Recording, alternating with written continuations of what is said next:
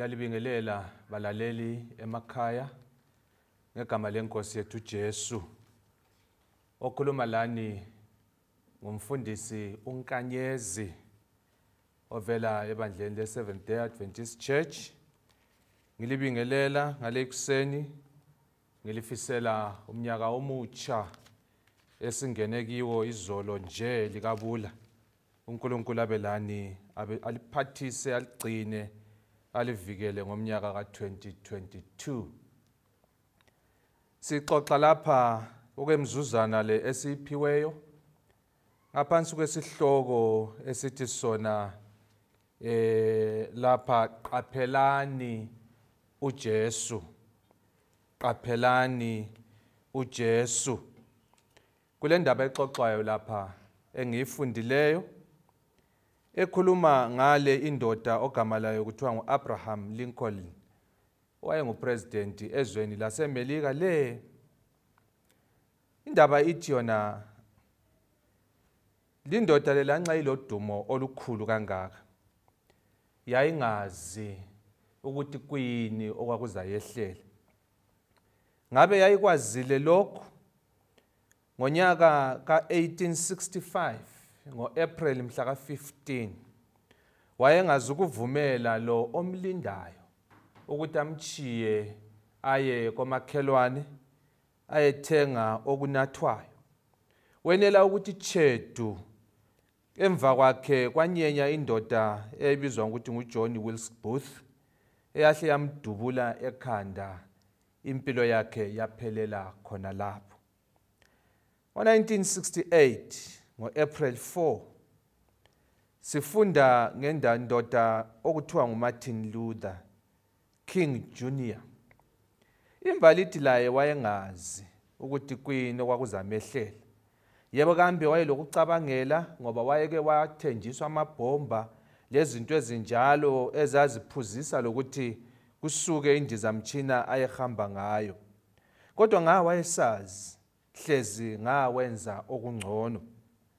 Kodwa ngenxa ukuthi wayengazi ukuthi kuza kwenzakalani, ngalolo suku waphuma wema kubalcony yendlu yakhe mhla ka-4 April 1968 engazi ukuthi kulapho ayeza kudutshulelwa khona. Indoda yesithathu ekhulunywa ile indaba engiyifundayo ibizo layo kuthiwa nguJesu. uJesu wayekubone konke kusiza. uJesu ngumdali, wayekhona ekuqaleni, ukhona emaphethelweni, kanti ulapha ukubana asizane lathi siyefika lapho ayakhona. Wayekubone konke, wakukhuluma konke, waze watshela laba bengaboni ukuthi eJerusalema lapho esiyakhona indodana yomuntu iza kunikelwa ezandleni ezilamandla, ithonyisiswe, ibulawe, ingelacala, iyevuka ngosuku lwesithathu. Sikufumana lokho encwadini kaMatewu isahluko ngo-20 verse ngo-18 usiya ku-19. So uJesu wakhuluma ngokufa kwakhe. Ngamanye amazwi sithi thina uJesu lo azange abulawe, kodwa wanikela yena eyakhe impilo njengomhlatshelo owabantu ukuze basindiswe ezonweni zabo.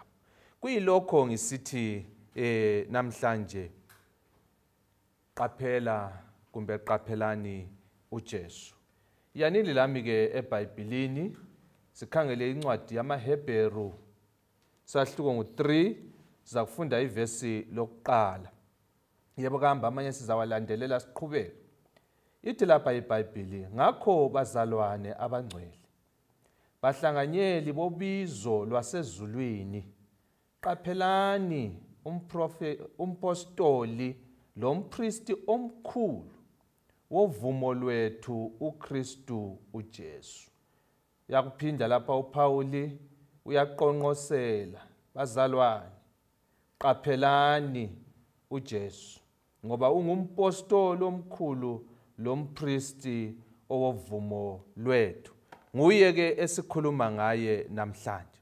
Ngifisa ukuthi kafitshane ke ngilithathe ngilibisele emuva ensukwini zamaHebheru sikhangele lokhu abakubiza bathi bona litente lokuhlangana kumbe ithabanekeli elalisetshenziswa ngabako-Israyeli izolo. Ngifuna ke siqaphelise indlela elakhiwa ngayo, sinanzelele izinto ezafakwa phakathi.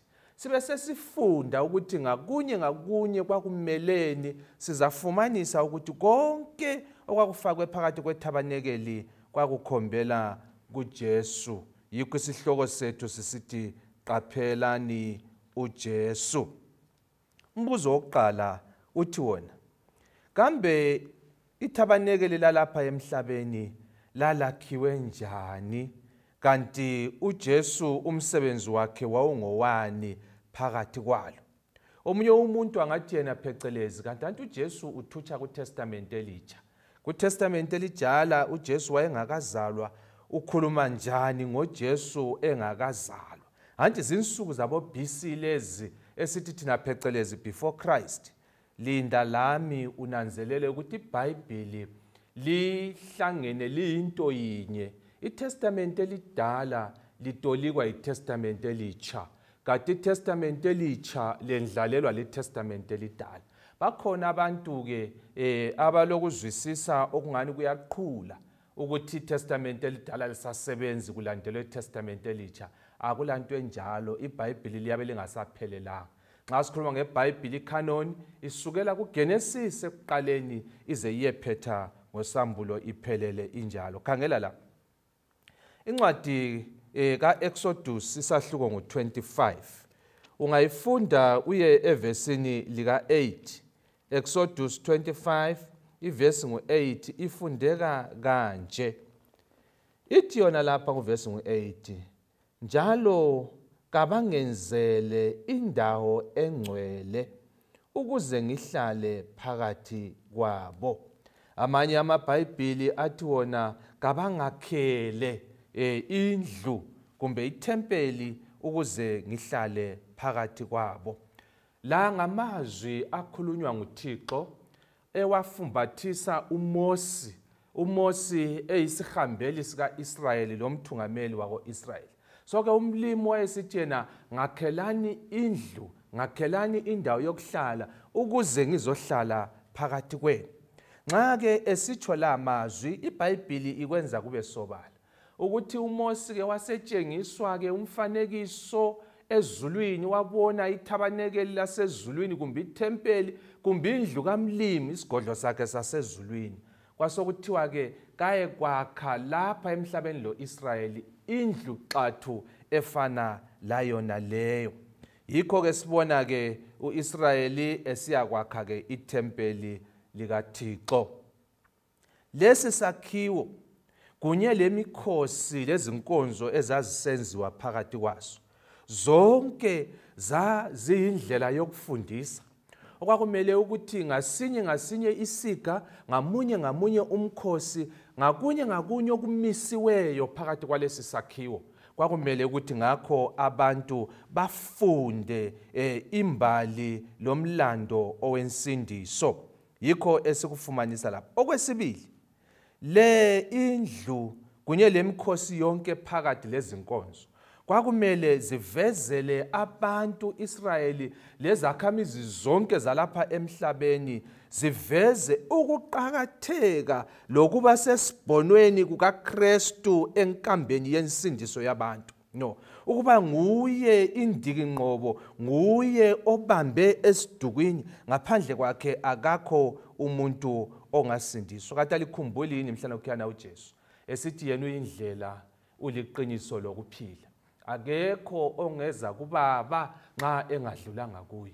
Bakhona abanengi lapha abathi bona bakhonza uThixo kuphela, kabakhonzi uJesu. Hayi, indaba yokukhonza isobala siyifundiswa liBhayibheli. Kanti thina silandelelani izinto zabantu ezingelasisekelo esisuka eBhayibhelini. Inkolo kulapho esukela khona, asilandele nini lokho esikutshelwa liBhayibheli.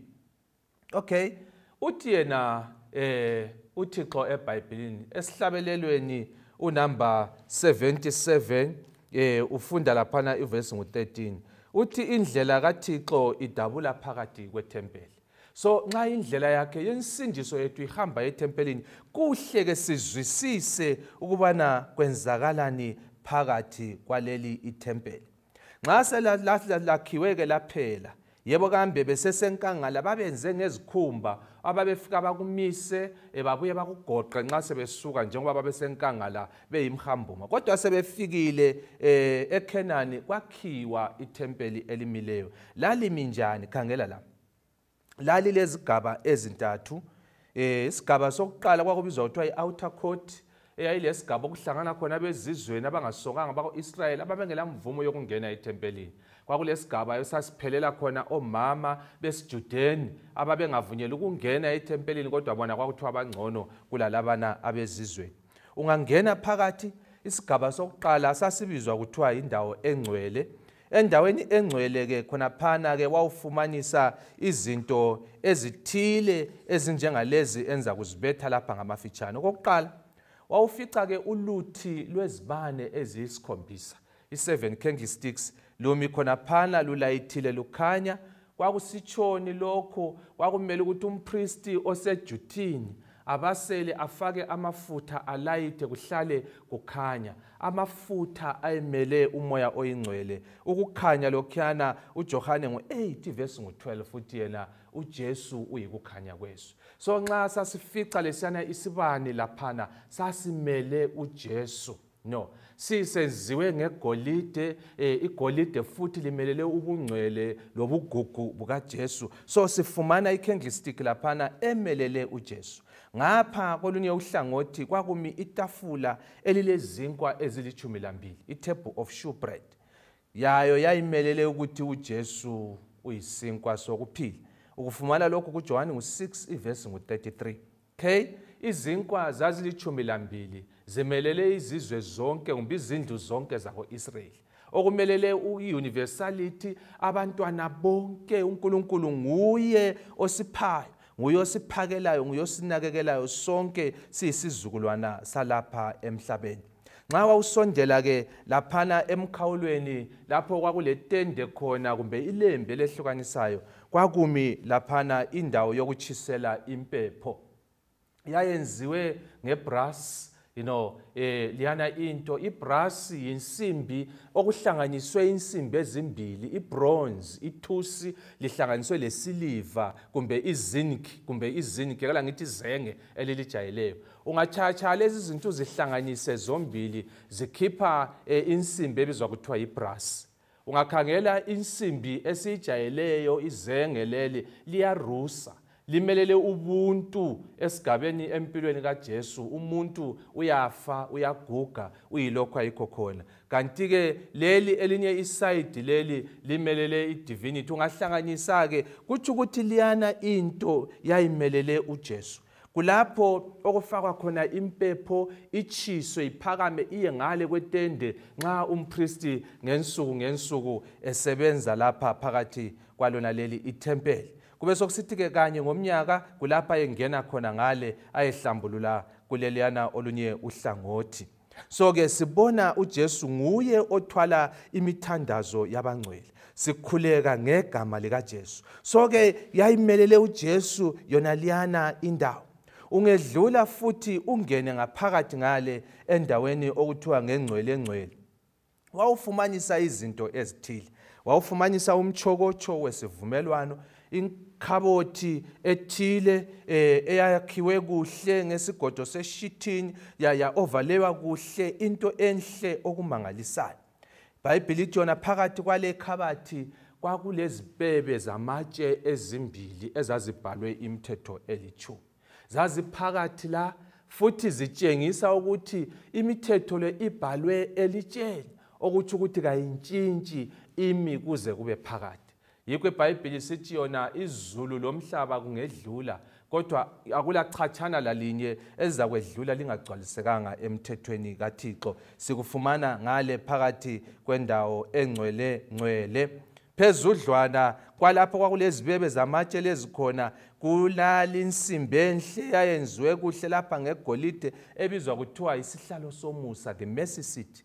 phezukwayo ke linsimbi kwakule amakherubi izingilosi ezimbili eziyengameleyo kube sokusithi phakathi naphakathi kwalezi zingilosi amakherubi la kwakuthi nxa uNkulunkulu esiyamukele imithandazo le ebuya ngentuthu lephunga elimnandi lempepha kube sokulayitha khona phana kukhanye ukuthi uNkulunkulu khona useyamukele izicelo lezikhalazo zabantu konke lokho kwakusendaweni engcwele khona ukhana kusitshela ukuthi uNkulunkulu uyezwa imithandazo yethu ebuya ngoJesu esikhuleka ngaye ngoba enguye oliwundlu elisusa izono zesu.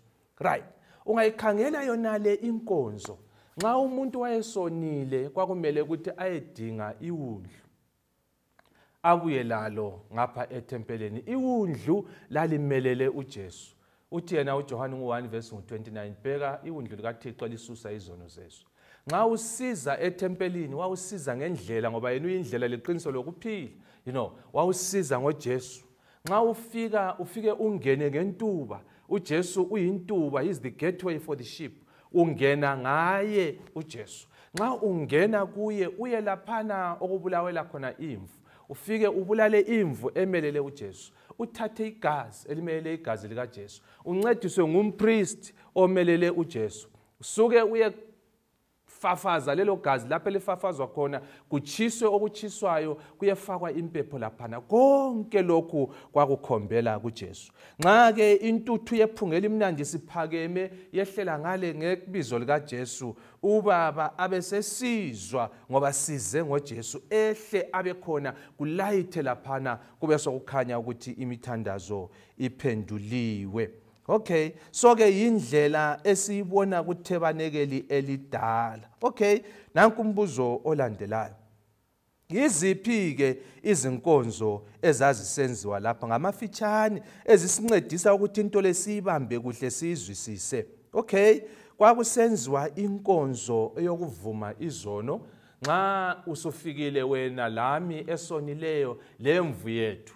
Umpristi wayeyibamba imvu liyana, wena onileyo usufaka izandla zakho phezu kwekhanda lemvu uvume iziphambeko zakho. Usuke lapho imvu leyo ibisibulawa, izono zakho zisale kuleyo mvu. Okay, so kwakule nkonzo yokuvuma izono, kwakule nkonzo yentethelelo. Okay, kwakule nkonzo yokuchitha igazi ngoba AMAHEBHERU 9:22 esithi yena ngaphandle kokuchitheka kwegazi akukho ukuthethelelwa kwezono. Okay, so ke yonke limkhutshana lezi nkonzo ezazisenziwa lapha zonke zazikhombela kuJesu. Nguye ongumpriest ngohlobo lukaMelkizedeki, nguye oliwundlu elisusa izono zezwe, nguye olegazi eligeza lelanelisa ukugeza izono, nguye olelungelo lokuthethelela lanxa zibomvu zibe mhlophe njengoboya bezimvu. Yikho phela uIsaya 53:6-7 esithi yena phezu kwakhe kwethulelwa izono zethu, engalacala engelasici wazithwala lezo ziphambeko. Nanku umbuzo olandelayo sisondela emaphethelweni. Kambe umfanekiso wethempeli leli ukhona yini ezulwini? Okay, yena uJesu wenzani ngakhona ngale ezulwini kwalesi sikhathi? Ngoba uJesu wathi sebuyile wazozalwa waphila lapha emhlabeni wafa. Ngalolwana usuku wavuka waphila lapha 40 days and 40 nights. Ngemva kwalokho wenyuka wayezulwini wathi inhliziyo zenu zingakhathazeki. Ngolwani kubaba likholelwa kimi ngoba ekhaya likaBaba ngiyakhona kulezi zinto eziningi. Ngabe kwakungenjalo ngalitshela ukuthi ngiyalilungisela indawo, kodwa uma ngihamba nje ngizabuya ngibuye ngendlela efanayo ngizolamukela ukuze lapho engikhona lani libe khona. So uJesu wahamba ke waya kuleliyana ithempeli elisezulwini, yikho sikhuleka kuye, yikho sikhuleka ngaye khathesi ungakwesokunene sikaBaba ezulwini. Umbuzo uthi yebo kule thempeli ezulwini ngempela lele lenziwa lapha emhlabeni iBhayibheli lisithunzi lingumfuziselo waleliyana elisezulwini. Isambulo 15:5 ithi yona nxa ukhangele ezulwini uJohane ekhangela wabona ithempeli elisezulwini eliyilo okwathathwa kilo umfanekiso kusenziwa leli elisemhlabeni lenziwe nguThixo kalidalwanga ngumuntu yili thempeli uJesu asebenza kilo kuze kufike manje MAHEBHERU 8 verse 2 lo 5 iyakuchasisa khona lokho yekela ngiyithinte ngamafitshane uverse 2 uthi yena isikhonzi sendawo ezingcwele lesethabanekeli eliqotho inkosi eyalimisayo njalo kungesimuntu nguverse 2 lo uverse 5 uthi yena abakhonza isibonelo lesithunzi sezinto zezulwini njengoMoses elaywe nguNkulunkulu esezakwenza ithabanekeli ngoba wathi qaphela ukuthi wenze zonke izinto ngomfanekiso owaboniswa wona entabeni so uMosi wenza leli thempeli elandela wonke ama design ajengiswayo so likhona ithempeli ezulwini liyisigodlo sikaThixo kulapho uJesu lo Baba abakhona umbuzo wesithathu oqina uthi wona kambe uJesu wenzani kuthabanekeli lasezulwini futhi khona lokho kulomutsho bani empilweni yethu siphila lapha emhlabeni ikakhulu kulesi sizukulwana esiphila kuso na sifunda lami eBhayibhelini lapha iBhayibheli sivezela ukuthi uJesu esezulwini kusukela esuka lapha emhlabeni esiya ezulwini ulwisana lendaba yesono umhlatshelo owesono uJesu wawubhadala emnqamlezweni esiphambanweni wafa wavuka wasuka lapho waya ngasezulwini ezulwini ke udila lama records kulabantu abaphile isizukulwane ezedlulayo kusukele kudabukeni komhlaba ababe senza izinkonzo bebulala izinyamazana ezazikhombela kuJesu ozafika azozalwa phambili uJesu wenza iaudit uJesu uyamukela imhlatshelo leyo uJesu uya-approve izicelo uJesu wenza konke okumele akwenze uyathi angaqedelana laleso sizukulwane abesedlulela kusizukulwane esisaphilayo esingapha ngemva kokufa kwakhe ukubana aqedise umsebenzi okukliya lokujustifya abadinga ijustification ukuze ekucineni ehlele emhlabeni azothatha abantu bakhe yiwo umsebenzi omkhulu uJesu awenzayo uzathi nxa eseqedile mhlalokuyana esesiphambanweni ngolesihlanu wakhala wathi kuphelile it is finished kuJohane 19 verse 30 kodwa sifunda ukuthi nxa eseqede wonke umsebenzi uza kuthi kuphelile uzaphinda phinde ngoba uyabe seqedile umsebenzi wokusindisa lokukhulula lamadodana abantu incwadi yamaHebheru 9 iverse 12 ithi yona uJesu usebenza ezulwini njengompristi omkhulu esethempelini elikhulu lasezulwini zwala lapha ukuthi iBhayibheli ithini futhi kungeyisikho ngegazi lezimbuzi lelamathole kodwa ngelakhe igazi wangena kanye endaweni engcwele esezuze ukuhlengwa okulaphakade uJesu ungena ngelakhe igazi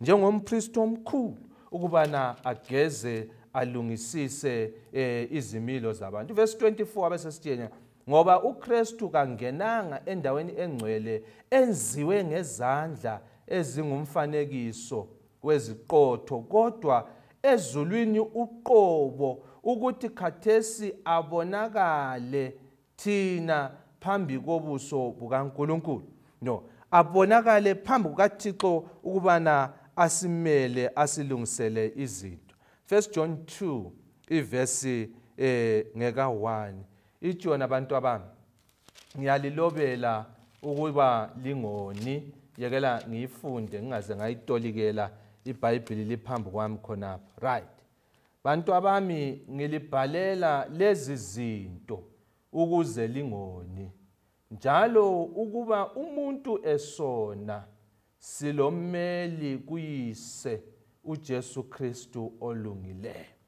uJesu usimele phambi kukaBaba njengegqwetha lethu, njengommeli wethu. Ithi yona lapha iBhayibheli uJohane ubhalela ibandla lase-Efesu lamakholwa ayekhona ngensuku zokuphila kwakhe. Ngilibhalela ukuthi lingaze lona.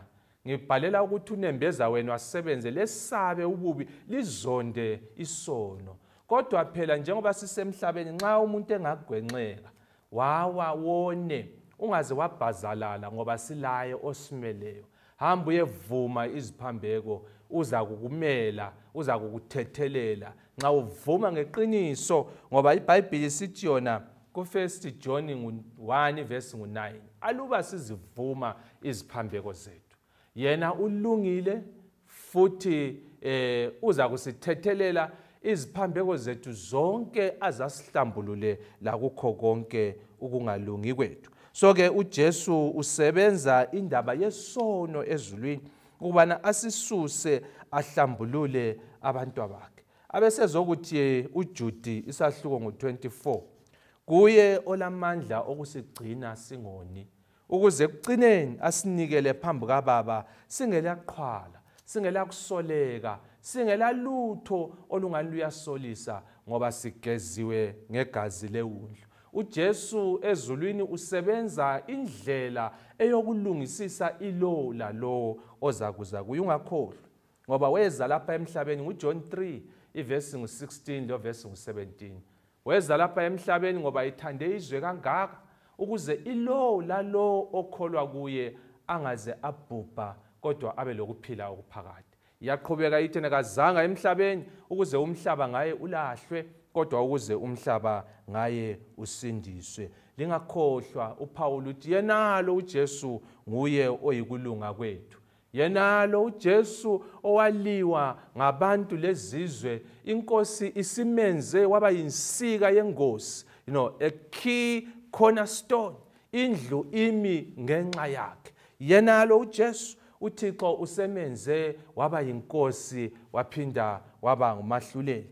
Yenalo uJesu esikhuluma ngaye nguye masinyane ozakuza eseyinkosi yamakhosi lombusi wababusi, esekhiphile ingubo eyokuncengela wagqoka ingubo yokwahlulela. Yikho uJesu asenzela khona.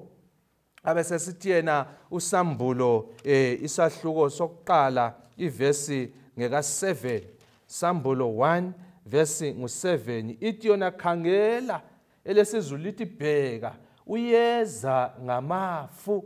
IsiNdebele sithi khangela uyeza kanye lamayezi, futhi lonke ilihlo liza kumbona, labo abamgwazayo lezizwe zonke zomhlaba ziza kulila ngenxa yakhe. Yebo, amen. uJesu esikhuluma ngaye zihlobo ezithandekayo, uyeza masinyane. Nxa umsebenzi lo esewuphutshile uza kuthutsha emhlabeni lapha azokwamukela abantu bakhe beyizithungo zensindiso lomhlatshelo asenzela wona. Abesesithi yena kuJohane ngu14 lapha evesini lesithathu, njalo nxa ngihamba ngisiyalungisa indawo, ngizabuya futhi ngilamukele kimi, ukuze kuthi lapho mina engikhona lani libe khona.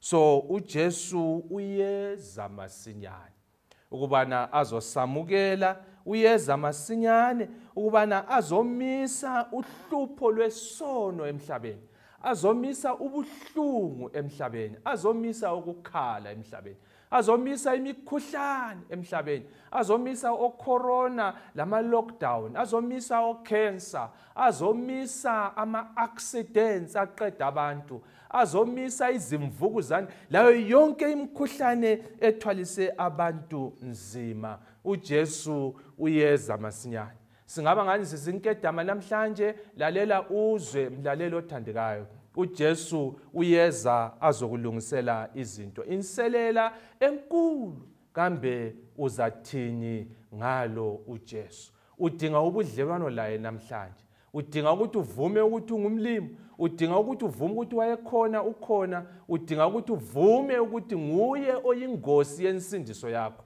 Tabanekeli lonke lalikhuluma ngayo, iBhayibheli lonke likhuluma ngaye ngoba nguye oyisiji esensindiso yethu, lungiselela ukuhlangana laye. Ivesi esiqale ngayo iJona, mqaphele umqaphelise uJesu. Consider Jesus ngoba nguye ongumpostoli lompristi wensindiso yethu. Ngiyakukhuthaza mlaleli ongizwayo, faka inhliziyo yakho esandleni sikaJesu, uvume ngomlomo wakho, singena ku-2022. Jesu, ngibeka impilo yami esandleni sakho, ngithwalele yona, hathi kuphela ngo-2022 kuze kube lusuku lokubonakala kwakho ungingenise ekhaya ngamasango. uNkulunkulu abelani, uNkulunkulu alibusise, uNkulunkulu alivikele nxa lisenza konke okusemandleni enu, ngoba inkosi ilungile, asikhuleke. Ulungile Nkosi, futhi ulesihe, futhi uyathethelela. Samukele nxa sisiza kuwe, sibeka inhliziyo zethu esandleni sakho. Sikhumbule embusweni wakho, usisindise ngegama likaJesu siyakhuleka. Amen.